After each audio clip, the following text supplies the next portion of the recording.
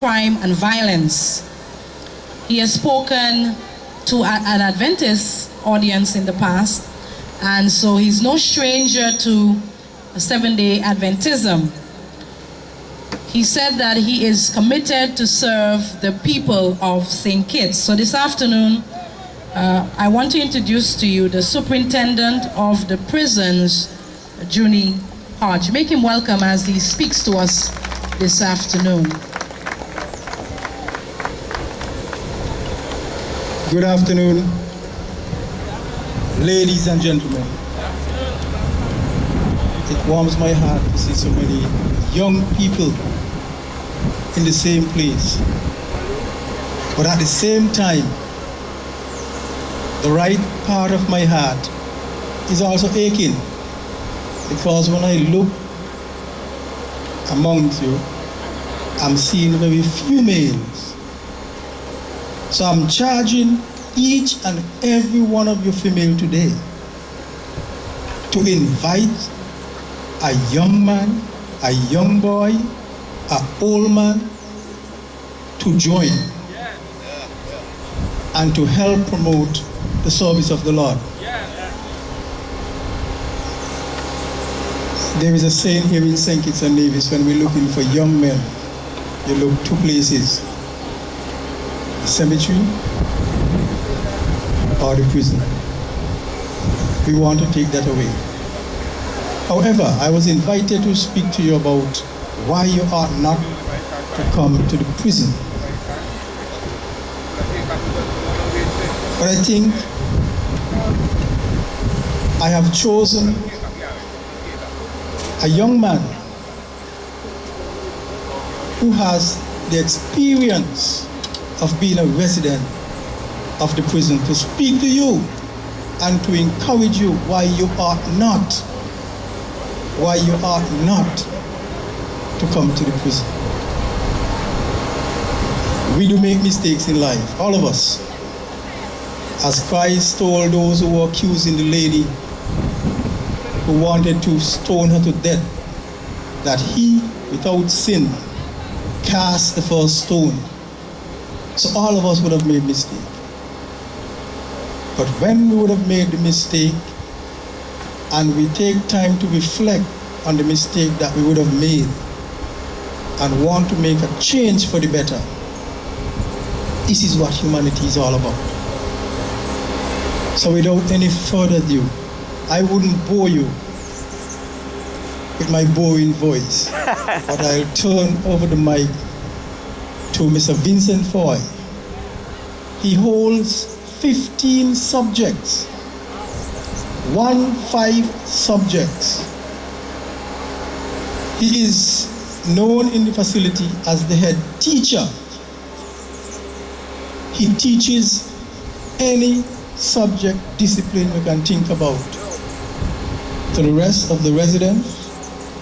And we also have a program where children of the residents who are less fortunate to have additional tutelage to come to the facility to be tutored for their CXC and CAPE. As we speak today, these gentlemen have looked at their mistake, want to make a difference, and they're doing it. We have police officers, prison officers, soldiers who are now being tutored by the head teacher. Give him a round of applause and let him come and speak to you. Mr. Fahie. Good afternoon to one another. Once again, I am Vincent Fahie. I'm a resident of Her Majesty's Prison. And I just want to touch a bit on what's happening in society. In society today we have what we call a subculture or foreign culture, somewhat kind of creeping into the normal culture that as we know it and destabilizing our society. We are having now an erosion of morals and etiquettes and standards because of what some person might want to be deemed a normal culture. Back a few years ago, this thing was normal for our society. Some people want probably to make it normal for them. It's not normal for our society, and so none of us should understand or take it to be normal for our society. What happens is that when you have social groups like these gathering, these are important things within society because it teaches you a sense of belongingness, a sense of direction, a positive sense of support. Also, it could be used as problem-solving structure as well. If you have a problem probably home at the school, you can talk to a senior person within the group who can help you along the way. And so, groups like these within society is ever needed.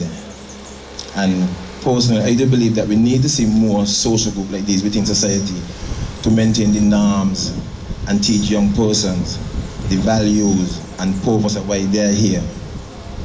Now, at the prison, what we have is a program we establish under the authority of the superintendent and officers at the prison.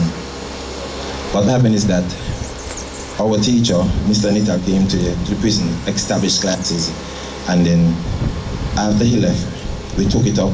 I had the charge of carrying the mantle to make sure that this program maintained its existence.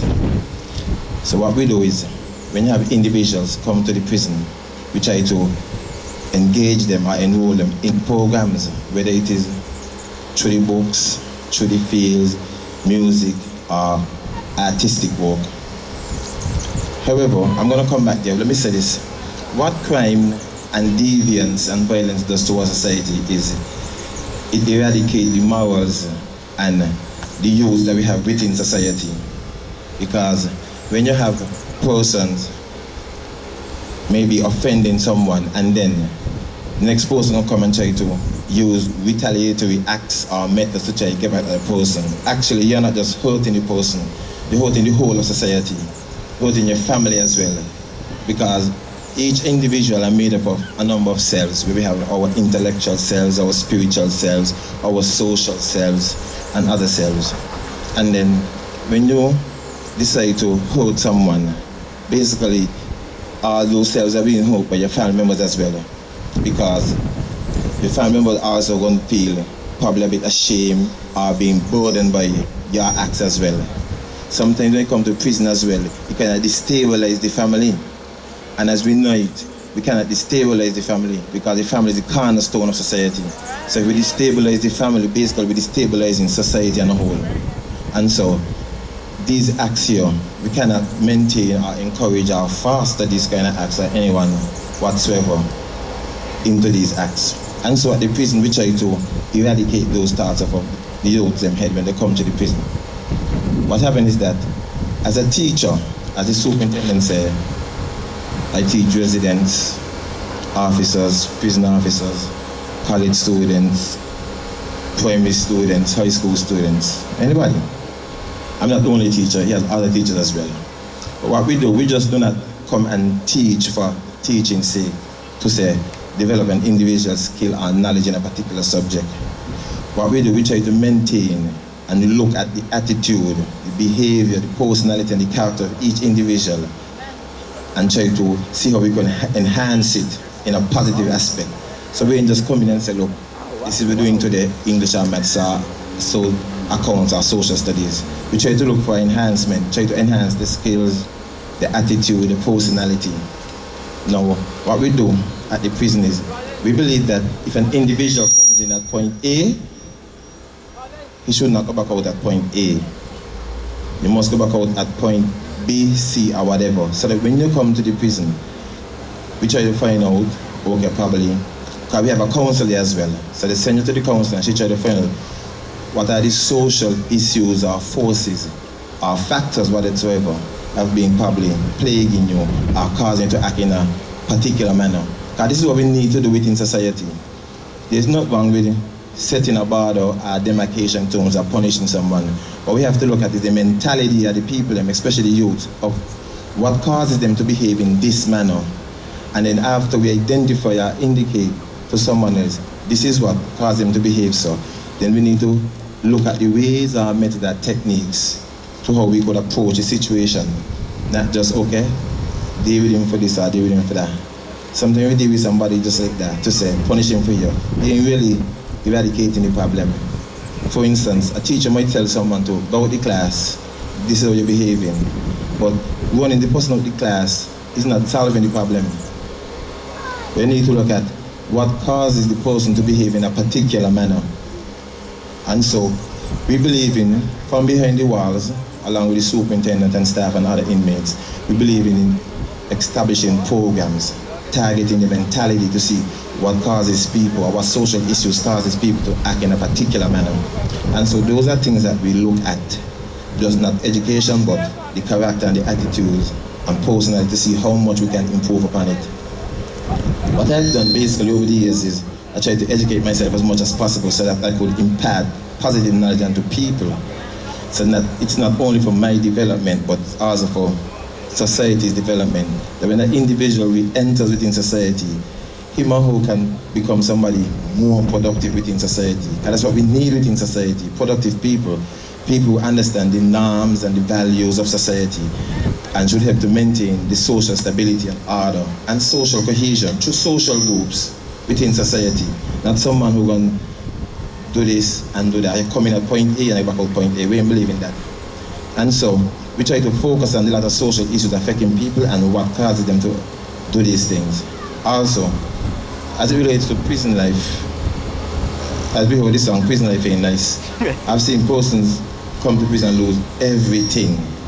So I'm encouraging one and all in the Pathfinders to stay within your group, learn the values, understand why the social norms are so important. Conformity is also what you can learn through the social group, through Pathfinders, where we need social cohesion within society. Also, we have to look at this by understanding these norms and values and your purpose and your direction, and then you could become someone productive. Also, it could lead back to your family as well, in where you set a standard within the family that everybody along the line could follow, not someone else going outside of what you decide to set or doing as they like. And so we have to maintain the social norms within society through these groups. It's because of the lack of groups, that's why society is like this. Crime is no longer just the police thing, or just the minister thing, or just the superintendent thing. It's a hands-on thing and everybody needs to play a part. Because some people feel as if it might not affect them, but it can affect you socially, where you can go out and you see, okay, then people start to maybe use machetes, firearms, whatever, and using them in a don't care manner. It might end up affect you. And because it affects you socially now, you might refrain yourself from going outside to socialize with families or friends. And so it affects you in a lot of manner. Financially, it can affect you as well. Because someone for you gets involved in those activities, then you might be forced to spend money for a lawyer or to support your family in prison and these kind of things. So all corners. And that's why it affects ourselves, whether it's a social self, spiritual self, whatever. And so it's a hands-on thing. And so everyone within society needs to put their hands on deck and see how much we can solve the problem. We cannot let it get any more out of hand and destroy our young people, because your young people are basically the future. You are the contingent that are responsible for shaping the lives of other young persons to come. And so we must maintain that within society. Social norms, social cohesion, through social groups. More groups like these are what are needed to maintain that. Thank you, Mr. Ford. Now, can I see the hands of all the ladies here? All the ladies, put your hands in the air. I'm charging you all this afternoon, all of you, to find at least one young man, one big man, one boy, one old man, and encourage them, bring them along to join the social group. As Mr. Fahie would have said earlier, it takes positive gangs like yours, to build the society. The negative gangs that we have around the place, they're only causing the society to deteriorate, to break down, have us living in fear. As we speak, the authority have now put a lockdown on the country. That's why you're seeing all the police cars by the roundabouts. And under the Drug Act, the police can stop anybody at any time and search them or their vehicle on the road. It's an embarrassing experience. And the most embarrassing of all, when you go to 1840, Mr. Fahie did not mention it, but when you have 15 and 16 persons living in a cell that was designed to hold 3 or 4 persons, 3 or 4 persons, when you at home, you might have your own bed, your own room, but you want to give up that? For that? That doesn't make sense to me. Look at what can happen. The health hazard. With the congestion, you have the breeding of bugs, bed bugs. Bed bugs. So you're there and you're living in torment. Living in torment. And if you feel like mosquito bite hard, let a bed bug bite you. Let a bed bug bite you. And of course, in the facility, built to host 60 inmates. Now today we have 212. 212 young men. Young men. Ladies, I charge you all again. They're supposed to be your husbands. They're supposed to be your daughters' husbands. They're supposed to be your brothers, your nephews, your cousins. And if you tolerate what they're doing, they will continue behaving in that manner. Look at the way some of them dress, with their trousers falling off their bottom. But yet, our young ladies are saying that that is cool. And one of them, he proved to me that our young ladies prefer to see a young man just like that. I was standing in the circus and he said to me, Mr. Hodge, let us bet.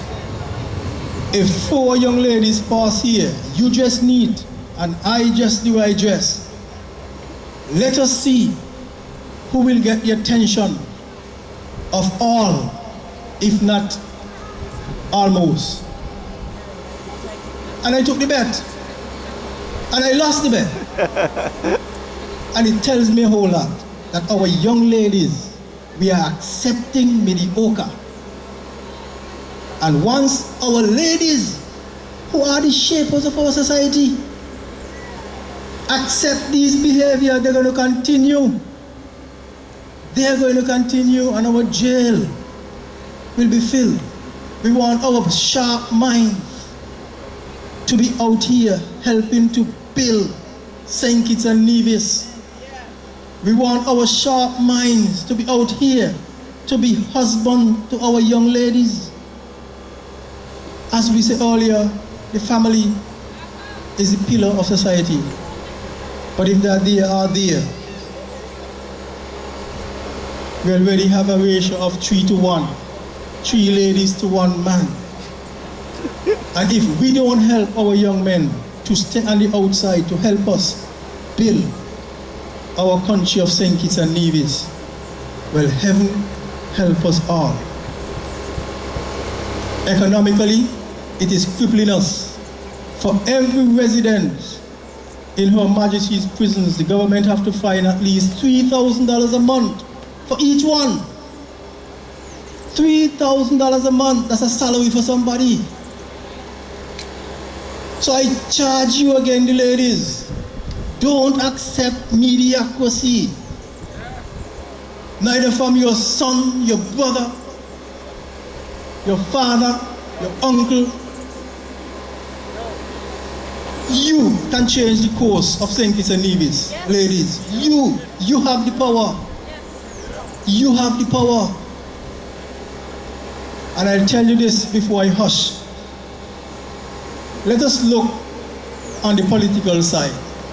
When a government change, you think it's the men who change government? The ladies. So if you can change a government, you can change the society. So I'm charging you, I'm holding you responsible, all you ladies, for where our young men are today, because we are accepting the way they behave. Let it be zero tolerance to that sort of behavior. Mr. Fahie will say something else, then we close up. I just want to touch on one little point there, is that I want to say to everyone within the Pathfinders group and everyone within the audience is that if you're here within the group, stay here, sir. Here is where you're going to find love, not out there in the gangs with crimes and deviances. Here is where you're going to find it. I said to a number of students I spoke to at the Washington Archibald, I said to them like this. I went to speak as well on social issues. So at the end of the discussion, I said to them, when you see yourself in problem, the forces that are trying to keep you in are greater than the forces trying to get you out. So sometimes you get yourself in problem, don't care how small it is. You may feel as if, okay, I could just pass over this, but the problem is still lurking. You come back out again, you do the same thing, the problem is still lurking. It's just that you ain't seen it. The problem is still lurking until the judge or the magistrate ready for you, and then you realize that the forces that are trying to get you in are stronger than the forces trying to keep you out. So stay away from crime and deviance.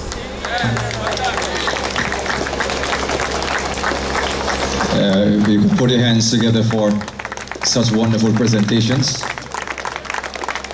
Superintendent Hodge and Mr. Fahie, we are so happy for your presence with us this evening. Well, this afternoon we realize that you have come in a timely manner. We have been admonished, especially our younger ones, to stay in church.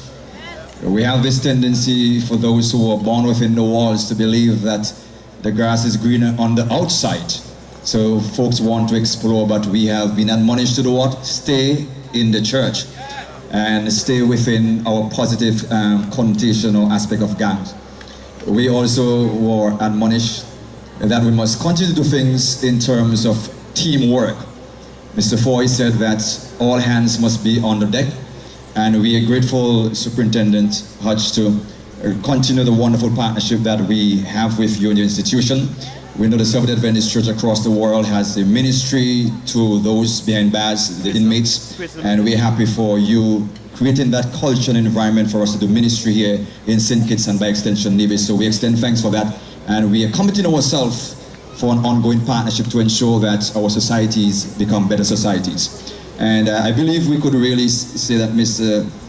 Fahie is not just a head teacher, but he's a sociologist. As he spoke, he was very deep, and we're grateful for him for that. And Superintendent, we're grateful as well for the rehabilitation program that you have behind bars. Many institutions talk about that rehabilitation program but do not implement, but we can see signs of implementation, and we have benefited today. We want to promise you that by God's grace, our church will continue to seek to decrease the population by having our young people making positive choices, so they will choose love over hate, they will choose forgiveness over revenge. And so we are confident today that St. Vincent, St. Kitts and Nevis will be a better St. Kitts and Nevis because of our young people who are present. So may God's blessings continue with you, and thanks for coming this evening. We have been blessed, and we will continue to be blessed as your legacy will live on. And on behalf of the ladies, I'm not the lady, obviously, but on behalf of the ladies, we will take your admonition seriously, and so we can have more male involved, and we can keep them to be positive husbands and fathers in our society and leaders. So thank you very much, and may God's blessings be with you as you do ministry. Okay, let's put our hands